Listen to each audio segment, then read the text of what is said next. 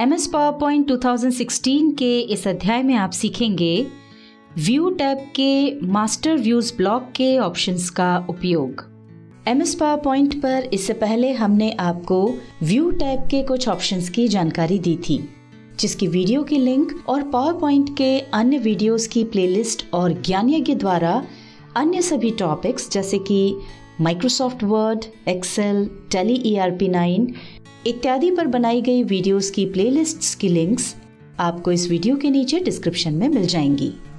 आज हम आपको पावरपॉइंट में व्यू टैब के मास्टर व्यूज की जानकारी दे रहे हैं।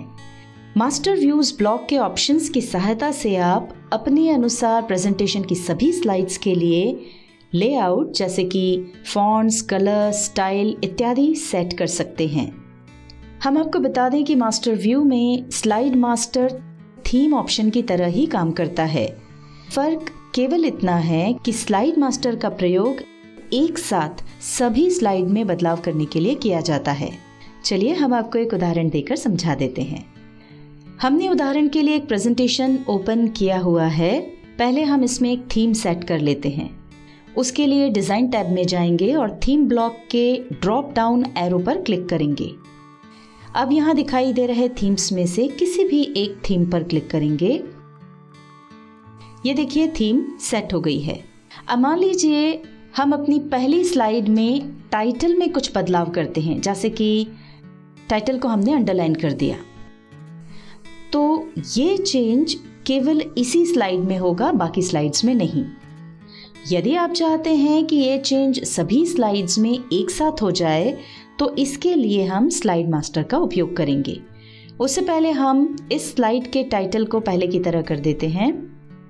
अब स्लाइड मास्टर का उपयोग करने के लिए व्यू टैब पर क्लिक करेंगे, फिर यहाँ पर मास्टर व्यूज ब्लॉक के अंतर्गत स्लाइड मास्टर ऑप्शन पर क्लिक करेंगे। स्लाइड मास्टर ऑप्शन पर क्लिक करते ही आपको लेफ्ट साइड में स्लाइड्स के अलग अलग लेआउट्स दिखेंगे।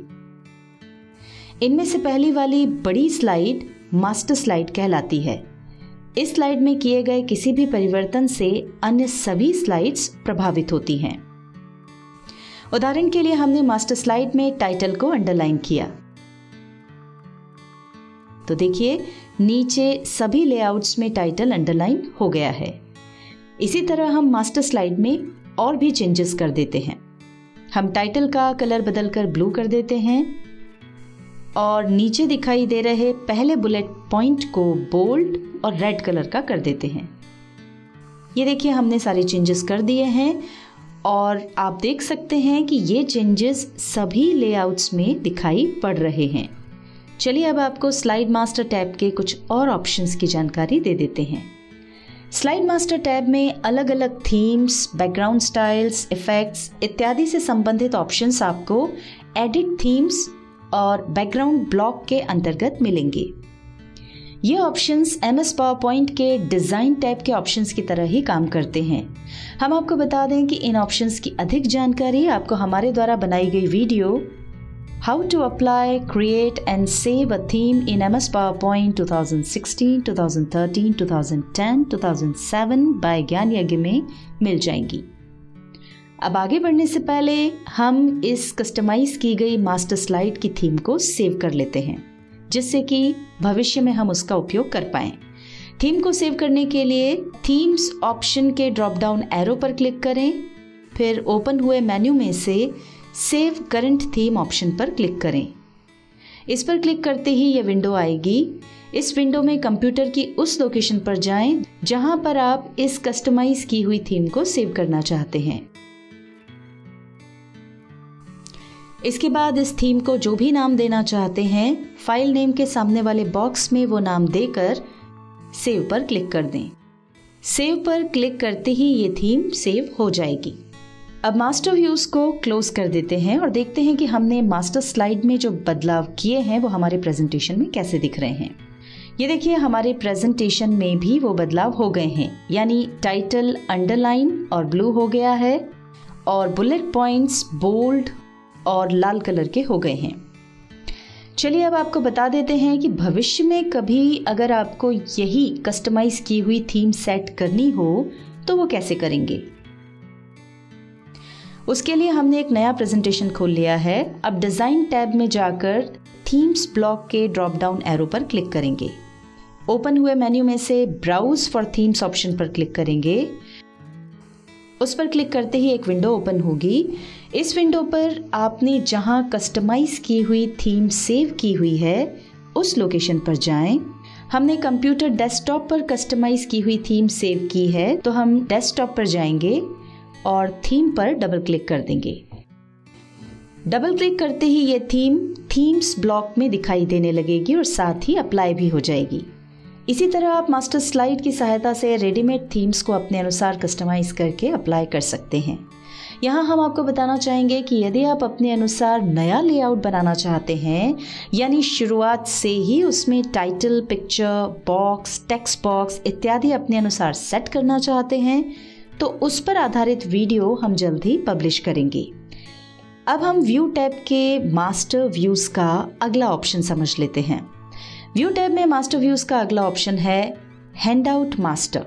इस पर क्लिक करेंगे। हैंडआउट मास्टर में स्लाइड्स कुछ इस तरह से दिखती हैं, अर्थात हम एक पेज पर 1, 2, 3, 4, 6 या फिर 9 स्लाइड्स का प्रिंट आउट निकाल सकते हैं। फिलहाल आप देख सकते हैं एक पेज पर 6 स्लाइड्स हैं। यहाँ पर हम आपको एक बात बता दें कि हैंडआउट मास्टर तब उपयोगी होता है जब हम बहुत अधिक ऑडियंस को प्रेजेंटेशन दे रहे हों। तो ऐसे में प्रेजेंटेशन का ऐसा प्रिंट आउट निकाल कर ऑडियंस के बीच बांट सकते हैं, जिससे ऑडियंस प्रेजेंटेशन को आसानी से समझ सके। आप पेज सेटअप ब्लॉक के स्लाइड पर पेज ऑप्शन से ये सेट कर सकते हैं कि आपको प्रिंट आउट के समय एक पेज पर कितनी स्लाइड्स का प्रिंट आउट चाहिए। चलिए आगे बढ़ते हैं और आपको मास्टर व्यूज ब्लॉक के आखिरी ऑप्शन की जानकारी दे देते हैं। उसके लिए क्लोज मास्टर व्यू पर क्लिक करके हैंडआउट मास्टर को बंद कर देंगे। अब व्यू टैब पर क्लिक करें।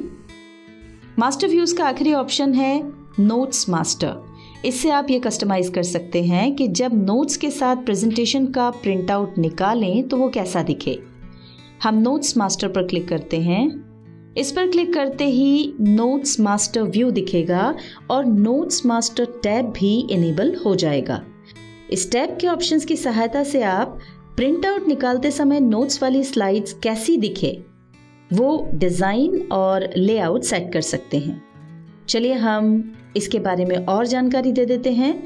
नोट्स पेज ओरिएंटेशन ऑप्शन की मदद से आप ये सेट कर सकते हैं कि नोट्स वाली स्लाइड पोर्ट्रेट हो या लैंडस्केप। स्लाइड साइज ऑप्शन की सहायता से आप स्लाइड के आकार को बदल सकते हैं।